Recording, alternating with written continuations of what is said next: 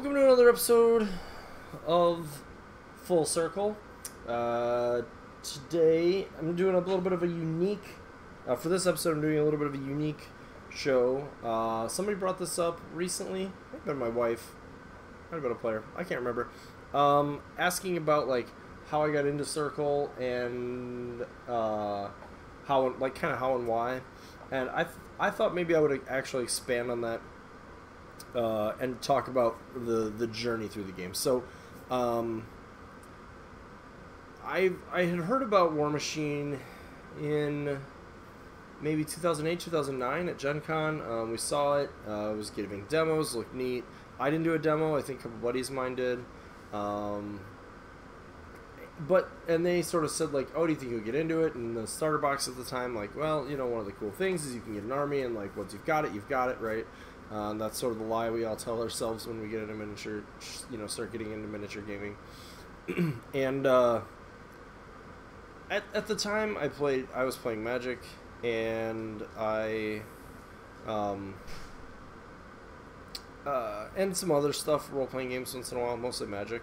And I was like, man, I don't think so. Like, and this would have been Mark 1 had I got into it at this time. I'm like, I don't think so. This looks like something where we're going to buy it, we're going to play it once, and we're never going to look at it again.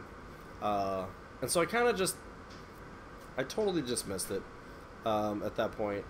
This would have been a little bit before I met my wife even. A few years go by, and I see folks at my local game store, which at the time, and still to a degree, my local game store, Chicagoland Games Dice Dojo, obviously in Chicago. And a lot of folks were playing the game at the time. We had I don't know how many people were there really, but the game was really being played on a pretty consistent basis at that store. I was sort of at the point, I was still playing Magic at this point, I think. Yeah, I definitely was. I was playing Magic still at this point, but it was basically just EDH, or I think it's called Commander now. It was called EDH then. Sort of casually every, I don't know, it was like Monday nights. There was one night a week I was playing. Ish. And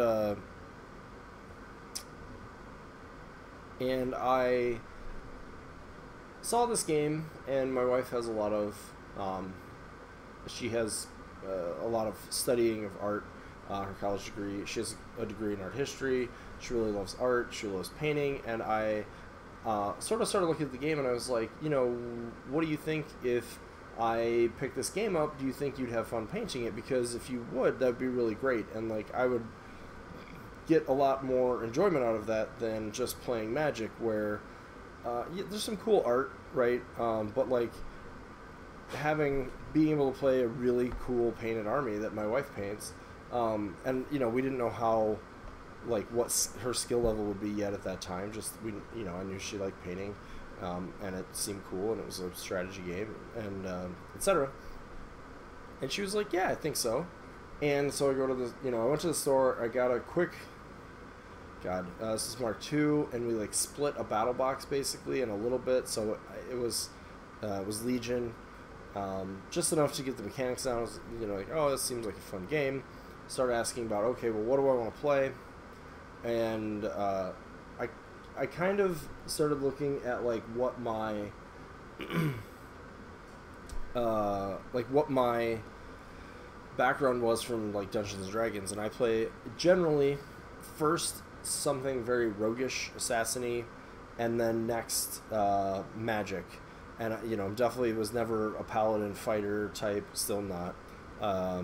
Definitely not. I prefer intelligent approaches to combat rather than brute force most of the time.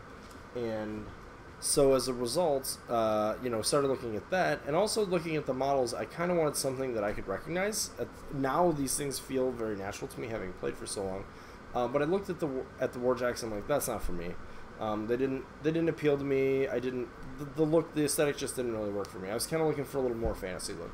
So I'm looking at Hordes, and the guy who owned the store played Scorn, and another guy played Scorn, so that was kind of out. The Trolls seemed really weird. What are these blue things? Their playstyle wasn't even close. I could have easily seen myself getting into Legion, actually, but again, the guy who demoed the game to me played Legion at the time.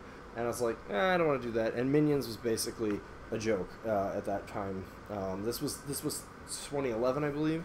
So right before Domination came out, right after Wrath came out, Battle Engines were just starting to roll out, and so I was like, oh, well, this one looks kind of neat. The Warp Wolves, they're kind of cool. It's not exactly my favorite thing at the time, but like that's cool. And the Gorax look hideous. I didn't want to play with that. I kind of like the Arguses. The two-headed pupper was pretty cute. And then, and I was like, I don't see myself playing the Wolds. At least that was at first. And then I started playing the game pretty poorly. Started out with, I bought like a starter, and I think like a Stalker and Kaya 2. And then I slowly started picking up other stuff. Even though I said like, I don't think I'm going to get any Wolds, I end up getting them pretty quickly. I really, really love the game. I would say I was having... winning games was much more luck-based at that point. I was definitely going for a lot more assassinations. Eventually I learned about the double teleport, so that really started upping, especially locally, that really started upping my successes, because most people just weren't sure how to deal with it.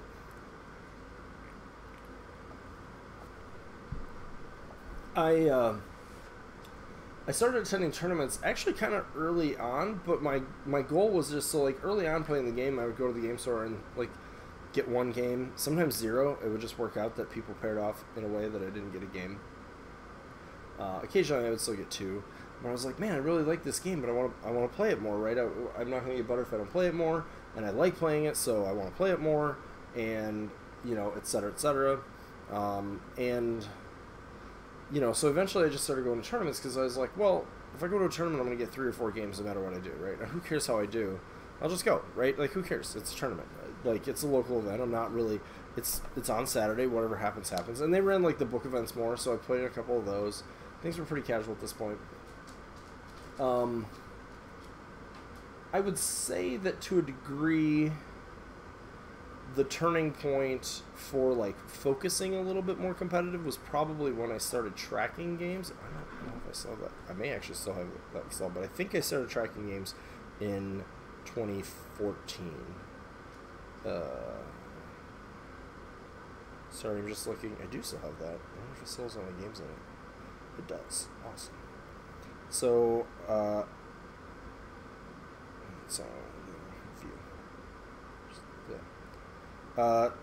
actually 2013. So in 2013, I started using Iron Grudge. I still use it to track games.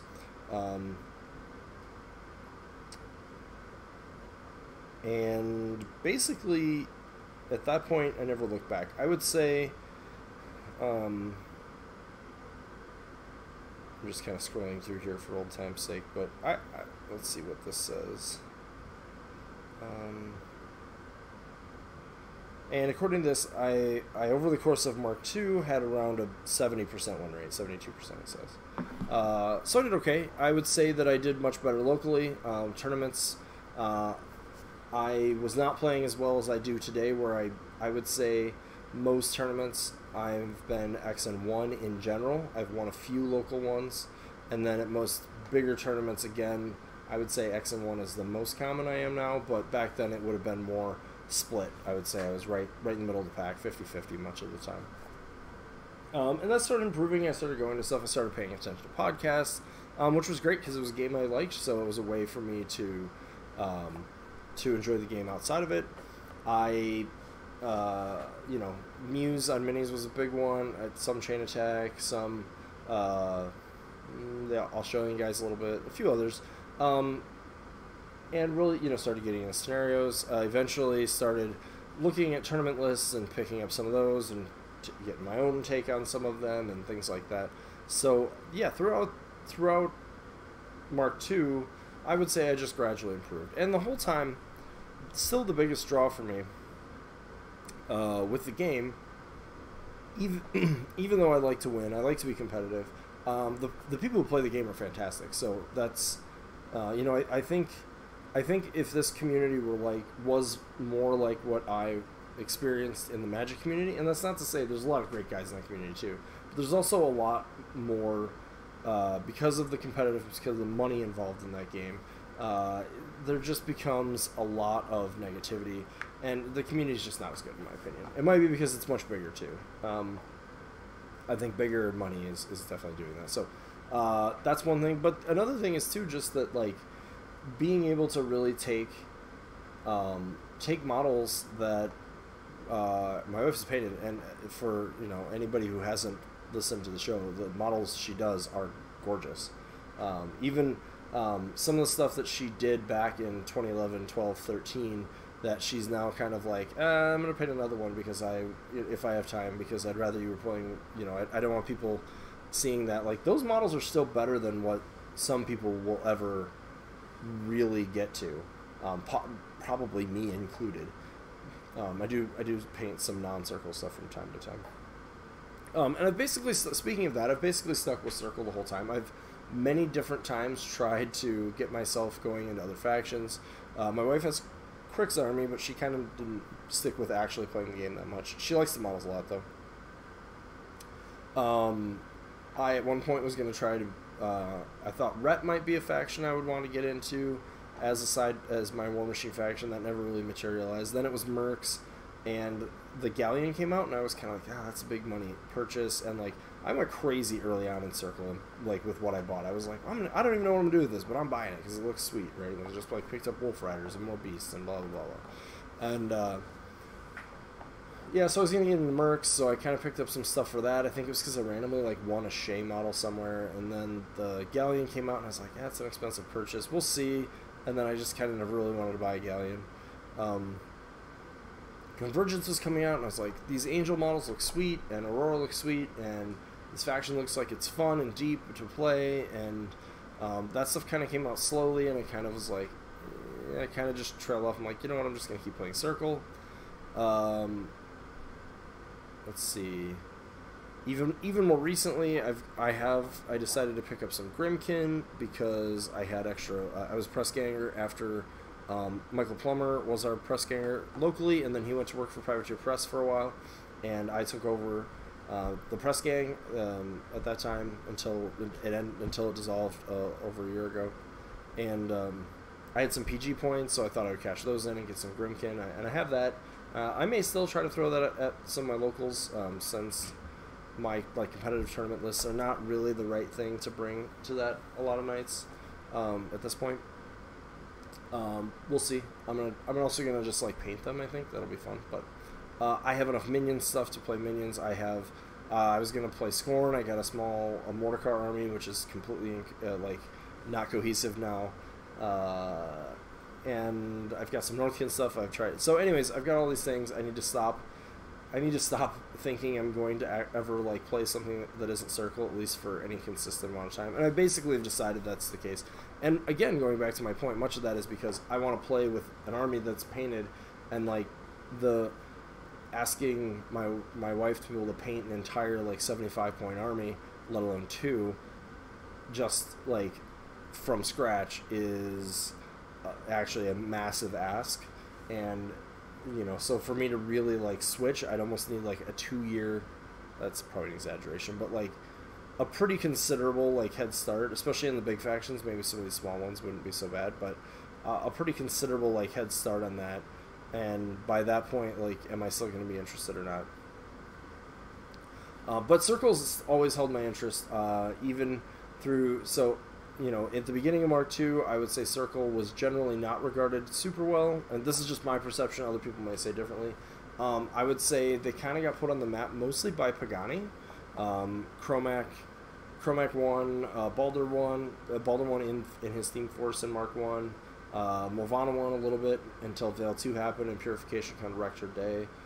Then you kind of saw the Chromac 1, Kruger 2 was kind of the drop, and that was kind of started by him as well. It started picking up some traction from other people around that time because he was doing well with it, and it started gaining. Colossals happened, and the Arcane Shielded Stormwall was kind of it kind of ended up being overblown, but and the scenarios changed to sort of balance it back out, but that also became part of like part of, so like Circle was starting to be considered like not as good for maybe 6 to 8 months, maybe at most a year. Kruger couldn't move it, so what are you gonna do? Can you play Chromac? And then like, you know, et cetera, et cetera. At the same time, with Legion doing better, at some point, I don't remember the exact time. At some point, people started going back to Kruger 2. Morvana 2 dropped somewhere in there, and she and Pagani won like the first tournament he played with her. And from there on, she was considered completely busted, more so in the United States than in Europe. And there were a lot of builds with her. I would say some of Pagani's builds started as being popular. His first build that didn't have the Woldrath in it started as the most popular. Then there was a build with the Woldrath that not a lot of people played. It was actually one of the ones that I liked the most. I had a lot of fun with it. And then I would say eventually Colin Hill's build kind of became the one most of the people in the United States were looking at, and that was it was just like Gorax, you know, it was very infantry heavy with a few minions that really helped set it off. And yeah, so she was played pretty much for the rest of the edition. At that point, Kruger started coming back as people realized, like, well, sure, you're not going to push the huge base, but they're going to take the speed penalty, and he's still going to, you know, like, you can put 2 heavies into a Arcane Shield and Stormwall, and you're going to kill it. And if that's the only thing that's in the zone, you push everything else back, he's back in the place where it was for scenario. The same for all the other Colossus, but the Arcane Shield Stormwall is and was the hardest one to kill. From there, Kruger 2 never really left at that point. Morvana 2 dominated stuff for a while, then Bradigus happened along with his Steam Force, and that was probably, when people start talking about why they didn't like Theme Forces in Mark II, Bradigus, Denegra 2, and Trolls, the couple Troll ones that were played, were kind of the catalyst for that.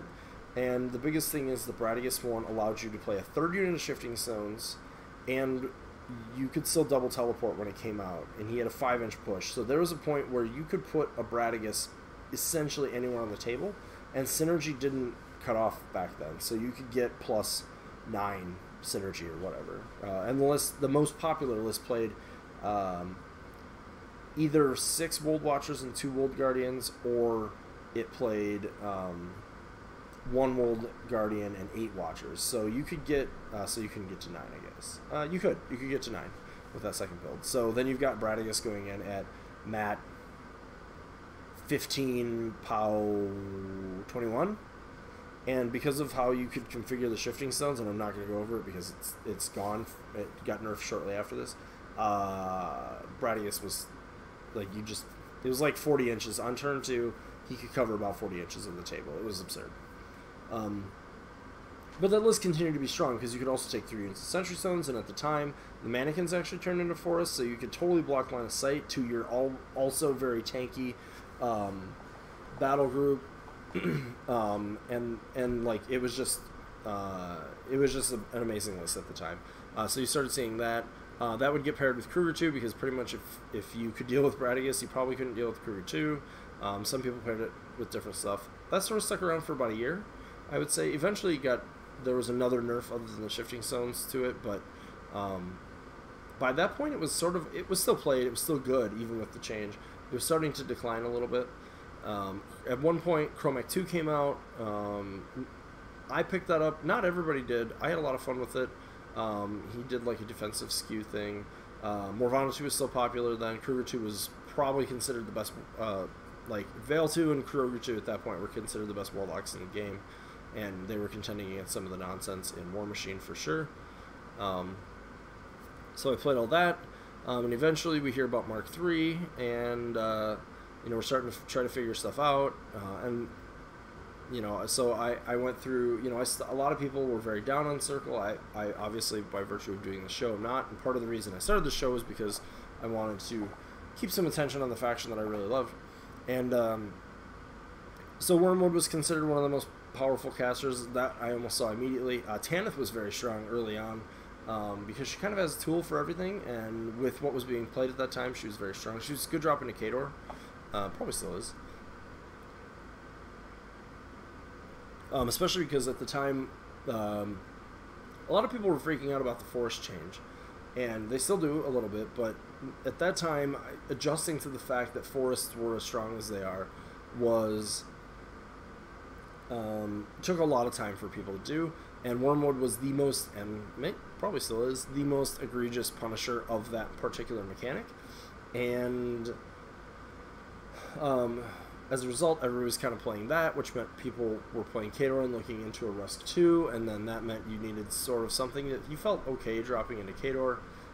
And that sort of was like the most powerful list in the game for a little bit. And then the Karchev Mad Dog spam caught on, and I think it mostly just took somebody willing to buy 12 of the same, like 12 Mad Dogs before they realized that, but it was super strong, and we started to see that kind of emerge as the most powerful list, but Wormwood was obviously on the radar. It was still very strong. It was backed up with Tanith, as I said.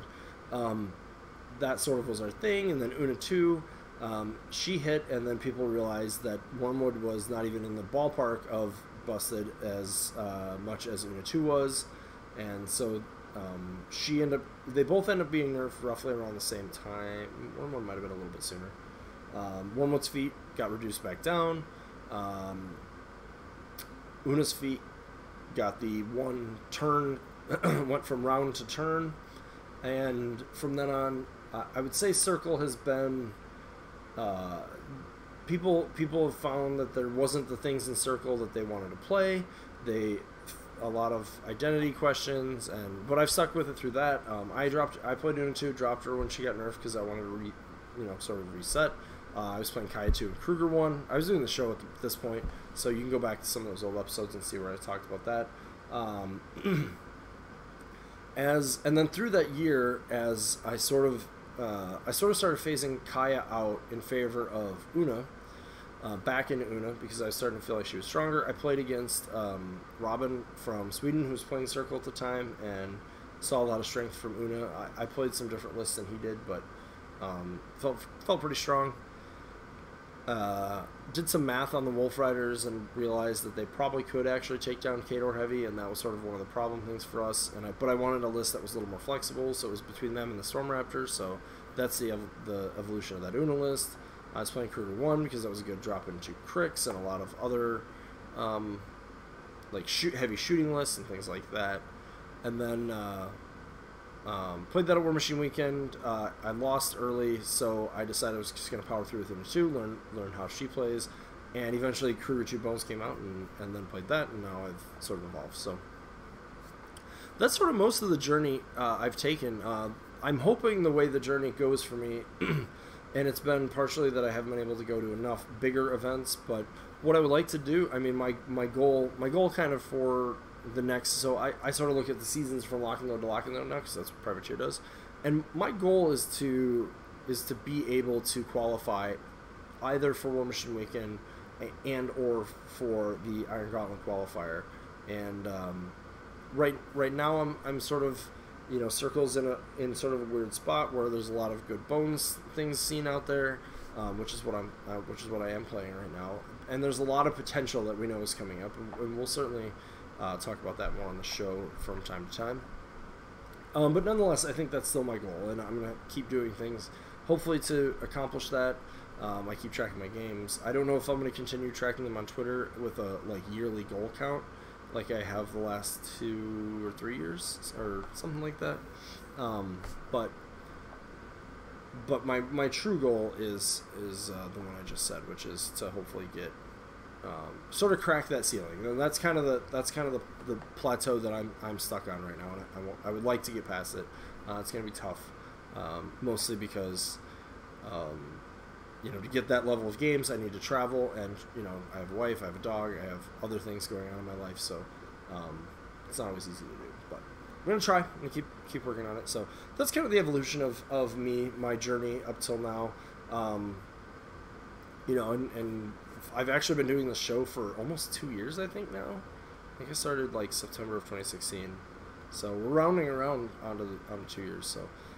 Anyways, we'll start wrapping it up. Hopefully this was insightful for some of you. It might have been a long, boring story time with Chad. I don't know. As always, if you like the episode, please share us on social media. Hit up the Discord, the Facebook. You can find me on Twitter. You can comment on the video, of course. And as always, thank you for watching.